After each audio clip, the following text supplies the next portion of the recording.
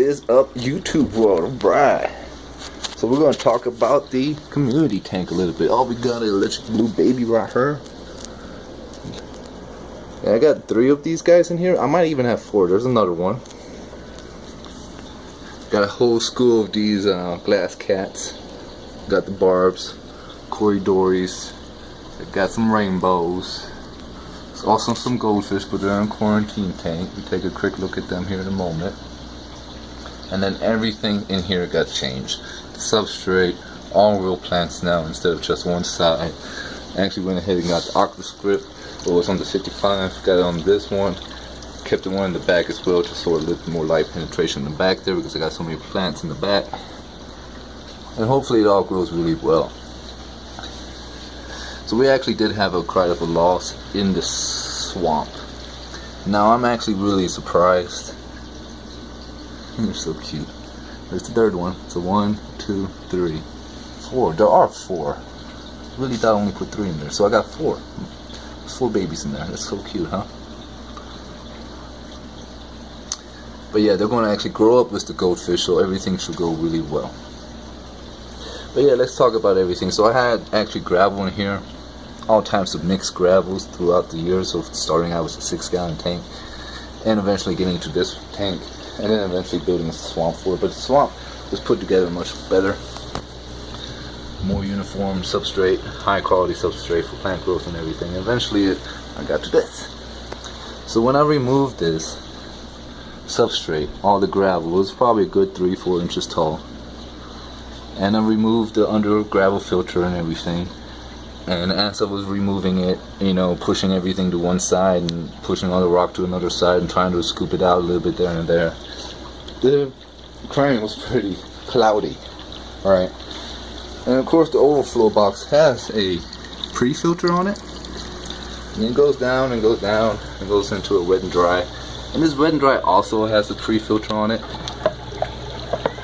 Alright. And then it's not like this is open. This is a baffle here, and it technically goes down like this, and it has to go through this part and up this baffle, and then it's only, you know, maybe 2 inches wide, and there's little slits in this 2-inch baffle here where it allows water to get through into the sand pit. Alright, so it has to go through 2 filtration pads, 900 bio balls, over 30 sponges, over 2 pounds of lava rock, 3 pounds of ceramic rings. I mean, it just goes through a lot of stuff before it goes through this baffle and back up. And my swamp was completely blacked out. I mean, it was black. I didn't see anything in there. And as I was working on it, it took me, you know, 6 hours to remove it all and to put this sand in there. And of course, I don't know, it was like a really big dust pile. But I guess because I was removing all this substrate and it was in there for like 4 years and everything, we had like ammonia spikes or nitrate spikes or something, some type of spikes, and I actually lost, like, I really like this guy, and this is a female, and I had a male. I actually lost a male. I lost a few guppies. Surprisingly, he's doing good. The shrimp are doing good. I lost pretty much every beta fish I had in here. Every beta fish is gone. I had like 8 of them, all dead. Shrimp are just still doing good. But yeah, I was really sad because when it started to clear out, you know, it's fish dead there, fish dead against, you know. So basically it's one big chamber, and it goes through this baffle here into this, and it goes down into the last chamber. And yeah, it was a hot mess. It took a while for it to clear up. But it cleared up, you know, it cleared up pretty fast too. Within about 2-3 days, all the stuff was nice and cleaned off again, because there was stuff everywhere. And it just amazes me because it has to go through all of this. You know, it's not like it just went in here, it has to go through all of this. So I was really sad for that. I actually went back to the store where I found this guy, or found her, and tried to find another guy, and of course they didn't have any. And I was thinking that she was pregnant, but I don't think she's pregnant. I'm like, dang it. But that's life. Live and learn. Next time when you do a really big drastic change and you do have a swamp hooked up to it, I would recommend hooking the swamp. and maybe removing as many fish as possible, because that was a huge equal change. And it's been like this for a week now, maybe 2 weeks, this new substrate and everything. And the first week was really hefty. Like, they had nitrate problems. Like, it really chumped. Like, I would change 50% of the water, and then in 1 or 2 days it would be outrageous high again. But the only time I lost the fish is when I actually changed, like within that 6-hour time frame of changing it all and putting the new sand in and everything. And that's the only time I actually lost fish. And the next week time frame, I just kept up with the water and changed a lot of water, and not even the babies, and they were doing great too. You know, I was just like, I'm bummed about that one fish. I really am. But I'm loving the new aquascape. Everything's real. This plant is not doing so hot. It was in the back, but I put it in the front there. Hopefully it gets some light and grows. And it's only been 2 weeks, so it still needs to really set in. But it is full on with high quality sand substrate. Basically what was in the 55, I just put that in here. And what was in here, I put it in a big bag and gave it away. Call it mixed gravel free to anybody. I'm really enjoying this plant. It's huge. And I went ahead and got the this is a 13 watt UV sterilizer. I got that installed on a timer, runs 8 hours a day. I got my algae scrubber, which was in the 55. I got that put in. That runs 24/7, but I'm thinking about running it on a 16-hour time frame. I put the narrowed snails in there. Hell yeah. But yeah, hopefully everything keeps up. The hair algae that was actually on everything from the 55, as I put it in here and was keeping up with the water, like literally changing 50% of the water every 2 days, the hair algae actually died off of all the plants. So the plants should be actually doing really well.